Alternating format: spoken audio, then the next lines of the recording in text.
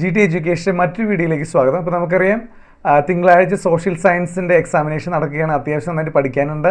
History, geography ഉണ്ട്. അപ്പോൾ നമ്മളിതിൽ ഒരു സാമ്പിൾ ക്വസ്റ്റ്യൻ പേപ്പർ ഒന്ന് ആൻസർ ചെയ്യുകയാണ്. ഇതിൽ നിന്ന് ചോദ്യങ്ങൾ ചോദിക്കാൻ സാധ്യതയുണ്ട്, അതുപോലെ മറ്റു ഭാഗങ്ങൾ. അപ്പോൾ നമുക്ക് ആദ്യം തന്നെ നമുക്ക് വരുന്ന 5 മാർക്കിൻ്റെ വൺ വേർഡ് ക്വസ്റ്റ്യൻ ആണ്. നമുക്ക് പെട്ടെന്ന് സമയക്കുറവായതുകൊണ്ട് പെട്ടെന്ന് നമുക്ക് ഇതിലേക്ക് പോകാം. അപ്പോൾ നിങ്ങൾ ആദ്യമായിട്ടാണ് ചാനൽ കാണുന്നതെങ്കിൽ തീർച്ചയായിട്ടും സബ്സ്ക്രൈബ് ചെയ്യുക, കമൻറ്റ് ചെയ്യുക, ഷെയർ ചെയ്യുക. അപ്പോൾ ഒന്നാമത്തെ ചോദ്യം, the highest peak in India. നമുക്ക് എല്ലാവർക്കും അറിയാം ആൻസർ മൗണ്ട് കെ2 ആണ്. രണ്ടാമത്തെ ചോദ്യം, identify the leader of Ghadar party. Lala ഹർദയാലാണ്. ഇനി മൂന്നാമത്തെ ചോദ്യം, which among the following activities reflect civic consciousness respecting aged people ആണ്. നാലാമത്തെ question, the financial statement showing the expected income and expenditure of the government during a financial year is known as budget. Very important question ആണ്. എന്തായാലും 1 മാർക്കിൻ്റെയോ 2 മാർക്കിനായിട്ട് ചോദിക്കാൻ സാധ്യതയുണ്ട്. നിങ്ങൾക്ക് എല്ലാവർക്കും അറിയാമെന്ന് വിചാരിക്കുന്നു. ഓക്കെ, അഞ്ചാമത്തെ ചോദ്യം, identify the correct statement regarding Tata iron and steel company. The largest iron and steel plant in the private സെക്ടറാണ്. മോസ്റ്റ് റെസ്പെക്റ്റഡ് കമ്പനിയാണ് എന്നൊക്കെ നമുക്കറിയാം. ഓക്കെ, അടുത്ത ആറാമത്തെ ചോദ്യം 3 മാർക്കിൻ്റെയാണ് 6 മുതൽ. What are the revolutions that paved the way for the emergency of sociology. സോഷ്യോളജിയുടെ എമർജൻസിക്ക് കാരണമായിട്ടുള്ള റവല്യൂഷൻസ് എന്താണ് എന്നുള്ളതാണ് ചോദിക്കുന്നത്. അപ്പോൾ 3 റവല്യൂഷൻസ് ആണ് ഇതിനത്. ഒന്നാമത്തെ renaissance of scientific revolution, French revolution, industrial revolution. അടുത്ത ചോദ്യം, explain the role of education fostering civic consciousness. അപ്പോൾ അതിൻ്റെ ആൻസർ എന്ന് പറയുന്നത് സിവിക് കോൺഷ്യസ്നസ് ഫോസ്റ്റർ ചെയ്യാനുള്ള എഡ്യൂക്കേഷൻ്റെ റോൾ എന്താണെന്ന് വെച്ചാൽ, the primary aim of education is to equip the individual to effect utilise the knowledge gain through the learning different subjects for the betterment of society. ഇപ്പോൾ സൊസൈറ്റിയുടെ ബെറ്റർമെൻറ്റിന് വേണ്ടിയിട്ട് നമ്മൾ പഠിച്ച കാര്യങ്ങളെ അപ്ലൈ ചെയ്യുക എന്നുള്ളതാണ് എഡ്യൂക്കേഷൻ മെയിൻ ആയിട്ടുള്ള ഒരു എയിം എന്ന് പറയുന്നത്. അതുപോലെ തന്നെ education will help to develop value consciousness, tolerance, leadership qualities, scientific temper. അപ്പോൾ through education science and technology can be effectively utilised in a useful manner to the society.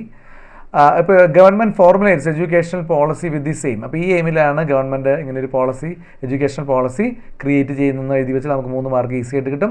അടുത്ത ചോദ്യം, identify the factors influencing the climate of India. 3 മാർക്കിന് ചോദിച്ചിട്ടുള്ളതാണ്. അപ്പോൾ നമുക്കറിയാം latitude, physiography, nearness to the sea, altitude, mountains, winds. ഇത്രയും കാര്യങ്ങളാണ് അതിൽ വരുന്നത്. അപ്പോൾ അത് വളരെയേറെ സിമ്പിളാണ്. അടുത്ത ചോദ്യം, prepare A short note on goods and service tax GST. ഇപ്പോഴത്തെ കണ്ടീഷനിൽ എന്തായാലും ചോദിക്കാൻ ചാൻസ് ഉള്ള ഒരു ചോദ്യങ്ങളിൽ ഒന്നാണ്.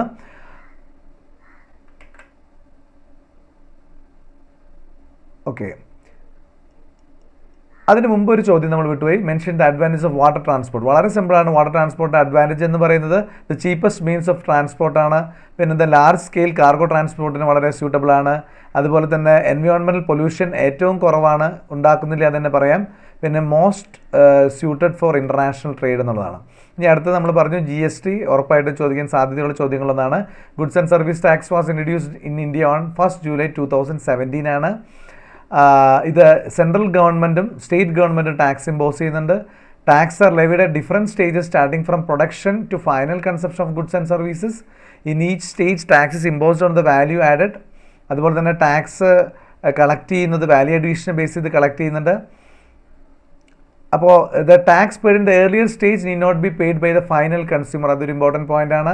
GST registration is mandatory to the traders if the turnover is more than 20 lakh in a financial year. അതും വളരെ ഇമ്പോർട്ടൻറ്റ് പോയിന്റ് ആണ്. 20 ലക്ഷത്തിന് മുകളിൽ ഒരു വർഷം ടേൺ ഓവർ ഉണ്ടെങ്കിൽ മാത്രം GST അപ്ലിക്കബിൾ ആകുന്നുള്ളൂ. ഇനി അടുത്ത 4 മാർക്കിൻ്റെ ചോദ്യമാണ്.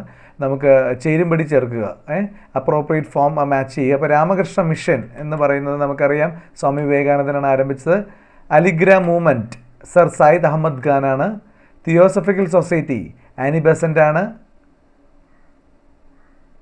ഹിതകർണി സമാജ് വീരേശലിംഗമാണ്. ഓക്കെ, അപ്പോൾ അത് 4 മാർക്ക് നമുക്ക് ഈസി ആയിട്ട് കിട്ടും. അടുത്ത write a short note on quit India movement. വളരെ ഇമ്പോർട്ടൻറ്റ് ക്വസ്റ്റൻ ആണ്. അപ്പോൾ നമുക്ക് quit India, this was the call of Gandhiji in the conference of the national Congress held in Bombay in 1942.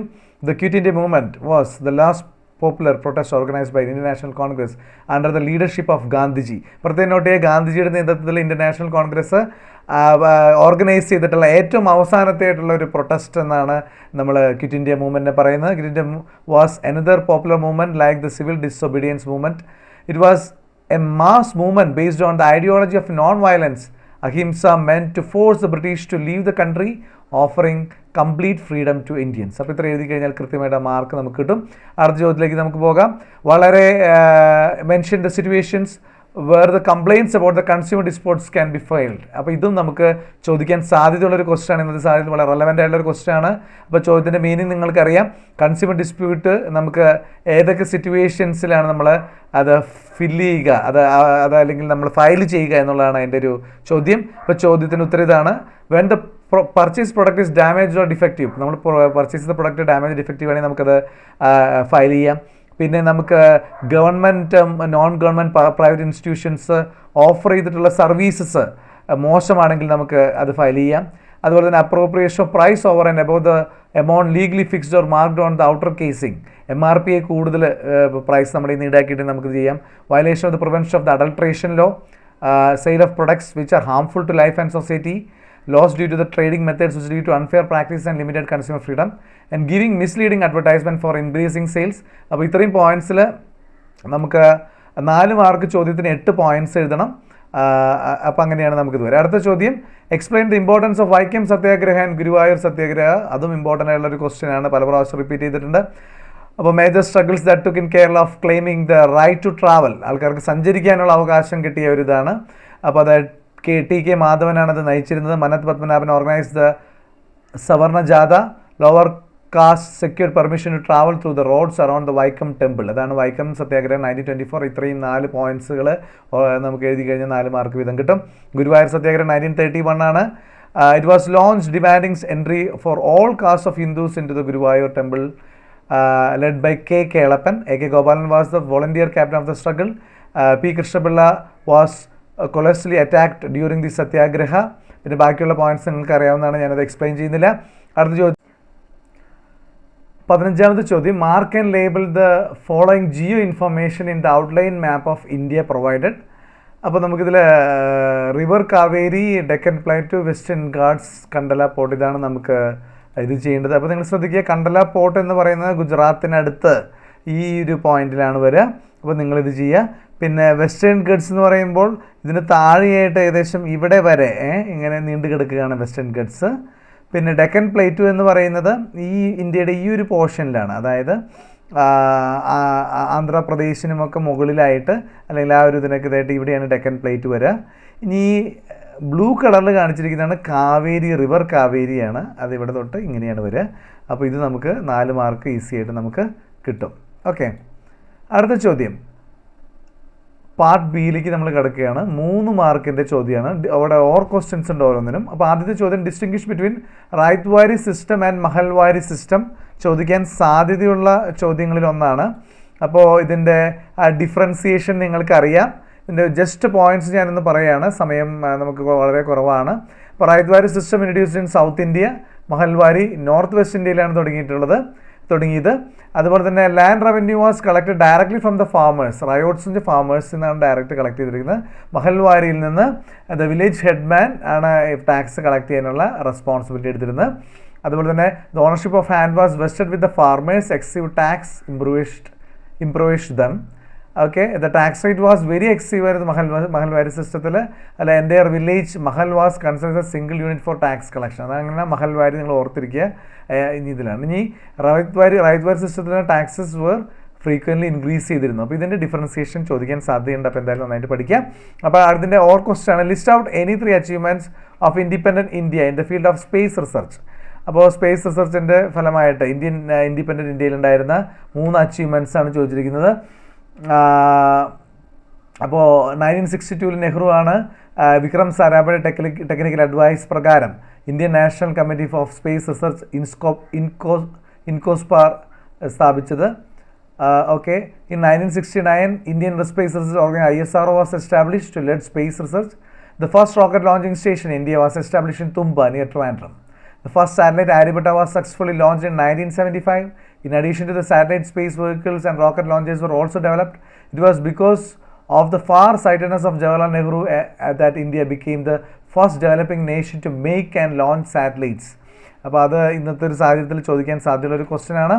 അപ്പോൾ നിങ്ങൾക്ക് മനസ്സിലായി വിചാരിക്കുന്നത്. അടുത്തത് 3 മാർക്കിൻ്റെ വീണ്ടും, which longitude is consider the standard Meridian of India, estimate the standard time in India when it is 12 midnight at Greenwich. ഇത് രീതിയിലുള്ളൊരു question എന്തായാലും ചോദിക്കാൻ സാധ്യതയുണ്ട്.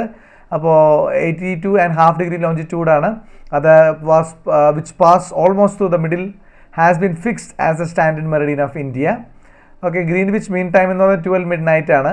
അപ്പോൾ ഇന്ത്യൻ സ്റ്റാൻഡേർഡ് ടൈം എന്ന് പറയുന്നത് it is greater than 5:30 hours of Greenwich mean time. അപ്പോൾ അതുകൊണ്ട് തന്നെ Indian standard time when Greenwich mean time is 12 midnight എന്ന് പറഞ്ഞാൽ 12 + 5:30, അപ്പോൾ നമുക്ക് 5:30 AM ആണ് കിട്ടുക. Okay, right. ഇനി അടുത്ത ചോദ്യം, write note on vessel ice. The vessel ice are blow continuously from the subtropical high pressure zone 30° latitude into the subpolar pressure zone 60° latitude in both hemispheres. As the direction of these winds is mostly from the west, they are known as vestlers. അപ്പോൾ west ആണ് അതിൻ്റെ മെയിനായിട്ടുള്ള അതിൻ്റെ ഒരു direction വെസ്റ്റിൽ നിന്നാണ്, അതുകൊണ്ടാണ് ആ ഒരു വെസ്റ്റൽ ഐസ് എന്നുള്ളൊരു പേര് വരാനായിട്ടുള്ള കാരണം. അതുപോലെ തന്നെ due to the vast expanse of oceans in the southern hemisphere, the western ice are stronger in the southern hemisphere than the northern hemisphere. The ancient mariners had given different names to the rough western ice in the southern hemisphere, such as roaring 40s, അതുപോലെ തന്നെ furious 50s and shrieking 60s. അപ്പോൾ അതൊന്ന് ഓർത്തിരിക്കുക. ഇനി അടുത്ത ചോദ്യം, mention any 3 reasons that led to the decline of Indian textile industry. Indian textile ഇൻഡസ്ട്രിയുടെ decline അല്ലെങ്കിൽ അതിൻ്റെ ഒരു എന്താ പറയുക, അത് ഒരു അവസ്ഥയിലാവാനായിട്ടുള്ള അല്ലെങ്കിൽ അധോഗമനത്തിന് കാരണങ്ങൾ എന്തൊക്കെയാണെന്നാണ് ചോദിച്ചിരിക്കുന്നത്. ഒന്നാമത്തെ കാരണം, the large scale import of machine made British textiles was major reason for the ruin of Indian textile industry. അല്ലേ, ബ്രിട്ടീഷിൽ നിന്ന് മേജറായിട്ടുള്ള അല്ലെങ്കിൽ മെഷീൻസൊക്കെ ഇമ്പോർട്ട് ചെയ്യാൻ വന്നു ഇന്ത്യയിലേക്ക്. അപ്പോൾ ഇന്ത്യയിൽ നമ്മൾ ഉപയോഗിച്ചിരുന്നത് പരമ്പരാഗതമായിട്ടുള്ള കൈത്തറിയൊക്കെ പോലെയുള്ള മെഷീൻസ് ആയിരുന്നു. രണ്ടാമത്തെ, expansion of railway was also responsible for the decline of the Indian textile industry. മൂന്നാമത്തെ reason, it help the British to carry imported fabrics from port towns to the interior villages and the cotton collected from villages to the ports for exporting Britain. Thus Indian weavers lose their business in the village market too. Village മാർക്കറ്റിലുള്ള ബിസിനസ്സും Indian weavers നഷ്ടമായി. Due to the higher tax levied, അത് മറ്റൊരു കാരണമാണ്. The price of Indian textiles exported to the Britain increased, so it loss the British market too. അപ്പോൾ British മാർക്കറ്റും നഷ്ടമായി, tax അവർ കൂട്ടിയതുകൊണ്ട്. ഇന്ത്യൻ ടെക്സ്റ്റൈൽസ് ബ്രിട്ടനിലേക്ക് എക്സ്പോർട്ട് ചെയ്യുമ്പോഴും അവിടുത്തെ ടാക്സ് കൂട്ടിയതുകൊണ്ട് അവിടുത്തെ ബിസിനസ് നഷ്ടമായി. The British officers force the weavers to work at mere wages and to exchange the products to them at the cheaper rate. Weavers gave up their work massively due to the exploitation and torture of the British officers. അപ്പോൾ British ഓഫീസേഴ്സിൻ്റെ ചൂഷണവും ഒരു main കാരണമാണ്. So they search for other jobs. Okay, അടുത്ത ചോദ്യം, what are the recommendations of the national policy on education 1986? ചോദിക്കാൻ സാധ്യതയുള്ള മറ്റൊരു ചോദ്യങ്ങളൊന്നാണ് focusing on primary and continuing education, launching Operation Blackboard program to universalize primary education and improve the infrastructure facility in the schools. മൂന്നാമത്തെ point, starting Navodaya Vidyalayas in every district and encouraging girls education. ഈ 4 പോയിന്റാണ് 1986 national education പോളിസിയുടെ recommendations എന്ന് പറയുന്നത്. അടുത്ത ചോദ്യം, 19ാമത്തെ ചോദ്യം 4 മാർക്കിൻ്റെ ചോദ്യമാണ്. List the main aims of the cooperative banks. Important ആയുള്ള ചോദ്യമാണ്. Provide monetary help to common people especially the villages, provide loans to the public, protect the villages from private money lenders, provide loans at low interest rate, encourage saving habit among people. These are all the main aims of the cooperative banks. Farmers, artisans, small scale entrepreneurs, etc. mainly avail the services of cooperative banks. Okay, right. അടുത്ത ചോദ്യം, mention how education helps in the development of a country. Education സംബന്ധമായിട്ടുള്ള ചോദ്യങ്ങൾ ഇപ്പോൾ നമുക്ക് എന്തായാലും ഒരു 6 mark എന്തായാലും സാധ്യതയുണ്ടെന്നുള്ളതാണ് നമ്മുടെ ഒരു കണക്കൂട്ടൽ. how education help in the development of country? Education improves the skills of individual, betters the technical know-how, helps to secure better job and income, improves the standard of living. അപ്പോൾ നിങ്ങളൊന്ന് ഓർത്തിരിക്കുക, ഇൻഡിവിജ്വൽസിൻ്റെ skills improve ചെയ്യും. Skills improve ചെയ്യുന്നതിൻ്റെ ഒപ്പം technological നോഹം improve ചെയ്യും. Technological നോഹം improve ചെയ്ത സ്കിൽസും കൂടി കഴിഞ്ഞാൽ അവർക്ക് ജോബ് കിട്ടാനും അതുവഴി ഇൻകം കിട്ടാനുള്ള സാധ്യതയുണ്ടാവും. അങ്ങനെ അവർ ലിവിങ് സ്റ്റാൻഡേർഡ് കൂടും. അപ്പോൾ ഇത് കണക്ട് ചെയ്ത് പഠിച്ചാൽ വളരെ എളുപ്പമാണ്. അടുത്ത ചോദ്യം, mention the obligatory functions of the state. അപ്പോൾ സ്റ്റേറ്റിൻ്റെ ഒബ്ലിഗേറ്ററി ഫങ്ഷൻ 4 മാർക്കാണ്. Functions which have to be implemented by the state at all the times at any cost are said to be obligatory functions എന്ന് പറയുന്നത്. അതായത് നമ്മുടെ ഈ functions എന്ന് പറയുന്ന state എപ്പോഴും ഏത് സമയത്തായാലും ഇംപ്ലിമെൻറ്റ് ചെയ്യാൻ പറ്റുന്നതാണ്. at any cost are said to be obligatory function. State cannot abstain from its obligatory function. Obligatory function സ്റ്റേറ്റിന് ഒരിക്കലും മാറാനായിട്ട് സാധിക്കില്ല. The life and property of the people cannot be protected if the obligatory functions are not performed. Protection of boundary, maintain internal peace, protection of rights, implementation of justice of main obligatory functions of the state. ഇതൊക്കെയാണ് main obligatory functions എന്ന് പറയുന്നത്. അടുത്ത ചോദ്യത്തിലേക്ക് വരാം. What is the importance of public administration explain. അതും ഒരു important ചോദ്യമാണ്. Public administration is effective utilisation of men and materials for the implementation of existing laws, government policies, programmes and developmental projects. Formulate governmental policies, ensure welfare of the people, find out the solutions to the public issues, provide goods and services. ഇത്രയാണ് അഡ്മിനിസ്ട്രേഷൻ്റെ importance അല്ലെങ്കിൽ നമുക്ക് ഇത് പറയുന്നത്. Okay, importance of public administration. ഇനി അടുത്തത് analyse the given reference grid and answer the following. ഇങ്ങനെയും ഒരു ചോദ്യം നമുക്ക് ഉണ്ടാവാം. ഇപ്പോൾ ഇത് വളരെ സിമ്പിളാണ്. ഞാനിപ്പോൾ പെട്ടെന്ന് ആൻസറിലേക്ക് പോവാണ്. ഓക്കെ, ഇവിടെ നോക്കൂ. അതിൽ ബ്രിഡ്ജ് 4 ഫിഗർ ഗ്രിഡ് റെഫറൻസ് 8236 എന്ന് പറയുന്നത് ബ്രിഡ്ജാണ് നമുക്ക് കാണിക്കും. ബ്രിഡ്ജ് യൂസിങ് ദ 4 ഫിഗർ ഇത്. അപ്പോൾ അത് നമുക്ക് മനസ്സിലായിട്ടുണ്ട്. Identify the cultural feature with the grid reference 8537, that is light house ആണ്. Locate the tube well using 6 figure grid reference method എന്ന് പറയുന്നത് തേർഡ് എന്ന് പറയുന്നത് ട്യൂബ് വെല്ലാണ്. മറ്റേത് ഗ്രിഡ് റെഫറൻസ് 8537 എന്ന് പറയുന്നത് ലൈറ്റ് ഹൗസ് ആയിരുന്നു. 837 6 ഫിഗർ, അതായത് locate the tube well using 6 figure grid reference method tube വെല്ലാണ് 837344.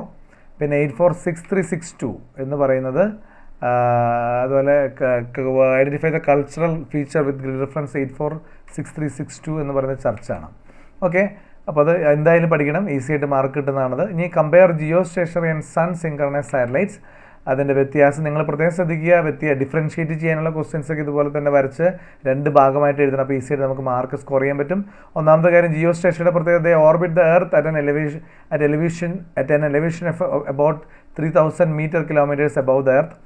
Sun synchronous system, the orbit of satellites is about 900 kilometer altitude-ലാണ്. പിന്നെ 1/3 of the earth comes under its field of view. ഇവിടെ surveillance area is less than that of the geostationary satellite ആണ്. പിന്നെ as the movement of the satellite corresponds to speed of rotation of the earth, it stays constantly above a specific place on the earth. ഇവിടെ നിന്ന് repetitive collection of information of a region at a regular interval is possible. This helps in continuous data collection of areas. പിന്നെ used for the collection of data, natural resource, land use, groundwater, etc. പിന്നെ it is used in telecommunication and for weather forecast ആണ് Jio stationery മെയിനായിട്ട് ഉപയോഗിക്കുന്നത്. അത് sun synchronous satellite ഉപയോഗിക്കുന്ന satellites are mainly use for the remote sensing purpose. In India's INSAT satellite നമ്മുടെ geostationary വരുന്നതാണ് telecommunication, weather studies. INSAT satellites are examples of geostationary satellite. And satellites in IRS landed series are examples of sun synchronous satellites. Okay, അപ്പോൾ അത് important ആയിട്ടുള്ളൊരു ചോദ്യങ്ങളൊന്നാണ്, പ്രത്യേകിച്ചും ആദ്യത്തേക്ക് നമ്മൾ India launch ചെയ്തിരിക്കുന്ന അവസരത്തിൽ. ഇനി അടുത്താണ്, what are the 2 types of citizenship explain. 4 mark ചോദ്യം. 2 types of natural citizenship, acquired citizenship. അതൊക്കെ നിങ്ങൾക്ക് അറിയാവുന്നതുകൊണ്ട് ഞാനത് കൂടുതൽ എക്സ്പ്ലെയിൻ ചെയ്യുന്നില്ല. ഇനി comparison of all India service and central service. നമ്മൾ question all India service recruits at national ലെവലാണ്, central service recruits at the national level തന്നെയാണ്. പിന്നെ ഓൾ ഇന്ത്യ സർവീസിൽ appoints in central or state service. ഇവിടെ central government ഡിപ്പാർട്ട്മെൻറ്റിൽ മാത്രമാണ് central service വരിക. പിന്നെ ഓൾ ഇന്ത്യ സർവീസിൻ്റെ പ്രത്യേകത examples Indian administrative service, Indian police service. Central സർവീസിന് Indian foreign service, Indian railway service വരും. ഈ 23ാമത്തെ ചോദ്യം എന്ന് പറയുന്നത് write a note on electronic banking, e banking. അത് വളരെ സിമ്പിളായിട്ടുള്ള ചോദ്യമാണ്. നമുക്ക് it is a method by which all transaction can be carried out throughout the net banking and the tele banking, any time banking, anywhere banking, net banking, mobile phone banking. ഇതൊക്കെ ഇതിൻ്റെ electronic ബാങ്കിൻ്റെ ഒരു part of the banking ആണ്. പിന്നെ the assistance of the bank എംപ്ലോയീസിന് തന്നെ ആവശ്യമില്ല. Bank account and banking facility alone are required for this. Okay, right. അടുത്ത ചോദ്യം, explain why are population studies conducted. Population studies help the government to quantitatively assess the different needs of the people and plan activities and programs according to that, and informs the availability of human resource in a country. അതുപോലെ തന്നെ depicts the extent of basic facilities required by the people. ഇപ്പോൾ നമുക്ക് ഒരു പീപ്പിളിന് വേണ്ട basic facilities എന്തൊക്കെ വേണം, ഇത്രയും ജനസംഖ്യയ്ക്ക് ഇതൊക്കെ പ്രിഡിക്റ്റ് ചെയ്യാനൊക്കെ ഇത് സഹായിക്കുന്നു. അല്ലെങ്കിൽ quantifies the goods and service required. Okay, right. അടുത്ത ചോദ്യത്തിലേക്ക് വരാം. 5 മാർക്കിൻ്റെ ചോദ്യമാണ്, compare the characters of spring season and autumn season. അപ്പോൾ spring season and autumn season നിങ്ങൾക്കത് അറിയാം, അപ്പോൾ ഞാനത് എക്സ്പ്ലെയിൻ ചെയ്യുന്നില്ല. നിങ്ങളത് തേടിപ്പിടിച്ച് കണ്ടെത്തുക. നമുക്ക് സമയത്തിൻ്റെ പരിമിതി ഉള്ളതുകൊണ്ടാണ് നമ്മളത് അതിലേക്ക് പോകാത്തത്. ഓക്കെ, അടുത്ത ചോദ്യം, explain the mechanism of formation of south west monsoon winds. അതും ഒരു ഇമ്പോർട്ടൻ്റ് ആയിട്ടുള്ള ഒരു ക്വസ്റ്റ്യനിൽ വരുന്നതാണ്. അത് ഞാൻ ജസ്റ്റ് ഒന്ന് പെട്ടെന്നൊന്ന് പറയാം. Apparent movement of the sun ആണ് ഇതിൻ്റെ മെയിൻ ഒരു റെസ്പോൺസിബിൾ ആയിട്ടുള്ളൊരു കാരണം എന്ന് പറയുന്നത് തന്നെ. പിന്നെ അതുപോലെ തന്നെ difference in heating, sun rays fall vertically to the north of equator during the certain months due to the tilt of the earth's axis, അത് മറ്റൊരു കാരണമാണ്. The pressure belts also shift slightly northwards in accordance with this. അപ്പോൾ ഇതൊക്കെ അതിൻ്റെ കാരണമായിട്ട് വരും. അപ്പോൾ ഇതിൻ്റെ ആൻസർ ഉണ്ട്, ഞാൻ സമയക്കുറവുകൊണ്ട് കൂടുതലേക്ക് പോകുന്നില്ല. അടുത്ത ചോദ്യം 5 മാർക്കിന് 10 പോയിൻറ്റ്സ് എങ്കിലും മിനിമം വേണം.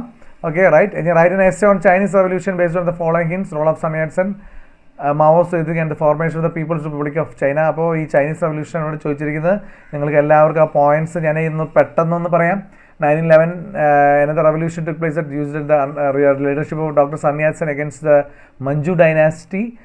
ഇത് ചൈനയിലെ ഒരു മൊണാർക്കി എൻഡ് ചെയ്തു. അതുപോലെ തന്നെ ഈ റവല്യൂഷന് ശേഷം Kuomintang party republican government establish ചെയ്തു സൺ യാറ്റ്സെൻ്റെ നേതൃത്വത്തിൽ. പിന്നെ അതുപോലെ തന്നെ he gaves the important ideology to nationalism, democracy and socialism. He decide to nullify the unjust treaties sign with the foreign കൺട്രീസായിട്ട് സൈൻ ചെയ്തിരുന്ന അൺജസ്റ്റിസ് ആയിട്ടുള്ള ട്രീറ്റീസൊക്കെ അദ്ദേഹം നള്ളിഫൈ ചെയ്തു, അത് നിർത്തലാക്കി. Kuomintang republic adopted measures for the progress of agriculture and industry. The China received assistance from Russia in various fields and the Chinese communist party was formed. Following the death of Sun Yat-sen, the Kuomintang party is headed by Chiang Kai-shek. അതുപോലെ തന്നെ role played by Mao Zedong to make China a people's republic. അപ്പോൾ അത് നിങ്ങൾക്ക് അതൊന്ന് പഠിക്കണം. അതുപോലെ തന്നെ നിങ്ങൾ മനസ്സിലാക്കേണ്ട French revolution, American freedom struggle, Russian revolution, October റവല്യൂഷനൊക്കെ അതിൻ്റെ റഷ്യൻ റവല്യൂഷൻ വരുന്നതാണ്. അപ്പോൾ ഇതിലേതെങ്കിലും 4 ഒരെണ്ണം നമുക്ക് എന്തായാലും ചോദിക്കുന്നതാണ്. ഓക്കെ, ഇനി അതുപോലെ തന്നെ causes of the world war ചോദിച്ചിട്ടുണ്ട്, അതിനും സാധ്യതയുണ്ട്. അത് ജസ്റ്റ് വേണമെങ്കിൽ ഒന്ന് പെട്ടെന്നൊന്ന് പറയാം. 6 മാർക്ക് ചോദ്യമാണ്. അതുപോലെ തന്നെ അവിടെ നമ്മളിപ്പോൾ ഇത് ഫസ്റ്റ് വേൾഡ് വാറിൻ്റെ കോസ് പറയുമ്പോൾ നമുക്ക് disputes between imperialist powers, competition between European countries for the colonies, formation of military alliances, formation of aggressive nationalist movements, imperialist crisis, the assassination of Francis Ferdinand and the assassination of Francis Ferdinand, the heir to the throne of Austria. അത് വളരെ important ആണ്. Francis ഫെർഡിനാൻഡിൻ്റെ കൊലപാതകവും അതുപോലെ തന്നെ ഓസ്ട്രിയയുടെ അടുത്ത അനന്തരാവകാശിയുടെ ഒരു ഇതും the heir to the throne of ഓസ്ട്രിയയിലെ ഇത് ഭരണാധികാരിയായിരുന്നു ഫ്രാൻസിസ് ഫെർഡിനാൻഡ്, അദ്ദേഹത്തിൻ്റെ കൊലപാതകം. ഫോർമേഷൻ ഓഫ് മിലിറ്ററി അലയൻസസ്, അതുപോലെ ട്രിപ്പിൾ അലയൻസ്, ട്രിപ്പിൾ എൻഡൻറ്റി, അതുപോലെ ഫോർമേഷൻ ഓഫ് അഗ്രസീവ് നാഷണലിസം അന്ന് എക്സ്പ്ലെയിൻ ചെയ്യണം. Imperialist crisis, the assassination of Francis Ferdinand and the heir to the throne of Austria, അതൊന്ന് എക്സ്പ്ലെയിൻ ചെയ്യണം. അപ്പോൾ അതിൽ Serbian youth Gavrilo Princip assassinated Francis Ferdinand and the heir to the throne of Austria at the Bosnian capital Sarajevo in July 1914. Austria held Serbia responsible for it and declared the war on Serbia on 28 July 1914. The allied nations crushed the help to their allies. Okay, almost all the nations of the world directly or indirectly were involved in it. Therefore, this war is known as the First World War. First World War ended in 1918. അതുപോലെ തന്നെ 2ാം ലോക മഹായുദ്ധത്തിന് second world വാറിനെയും കാരണങ്ങളൊക്കെ ഒന്ന് പഠിക്കണം. അപ്പോൾ നമ്മൾ ഭൂരിഭാഗം ക്വസ്റ്റ്യൻസോടൊക്കെ എല്ലാം answer ചെയ്തിട്ടുണ്ട്. നന്നായിട്ട് പഠിക്കുക. ഇതിന് പുറമെയുള്ള മറ്റ് പാഠഭാഗങ്ങളും നന്നായിട്ട് പഠിക്കുക. അപ്പോൾ നിങ്ങൾക്ക് സോഷ്യൽ സയൻസ് നല്ല മാർക്ക് മേടിക്കാൻ പറ്റും. ഈ ദിവസങ്ങൾ നമുക്ക് 2 ദിവസത്തോളം സമയമുണ്ട്. അപ്പോൾ നന്നായിട്ട് എല്ലാവരും വീട്ടിലിരുന്ന് പഠിക്കുക, മടി പിടിക്കാതെ നന്നായിട്ട് പഠിക്കുക. പോയിൻറ്റ്സ് ഓർത്ത് പഠിച്ചാൽ എളുപ്പമാണ് സോഷ്യൽ സയൻസ്. എന്നാലും കോഡ് വേർഡ്സ് ഒക്കെ വഴി നിങ്ങൾക്ക് പഠിക്കുക. നിങ്ങൾ മറ്റു ഡൗട്ട്സ് ഉണ്ടെങ്കിൽ പെട്ടെന്ന് കമൻറ്റ് ചെയ്യുക. നമുക്ക് ഈസി ആയിട്ടുള്ള സൊല്യൂഷൻസ് നമ്മൾ പറയുന്നതാണ്. മറ്റു വീഡിയോ നമുക്ക് വീണ്ടും കാണാം. അതുവരെ this rains from sign out.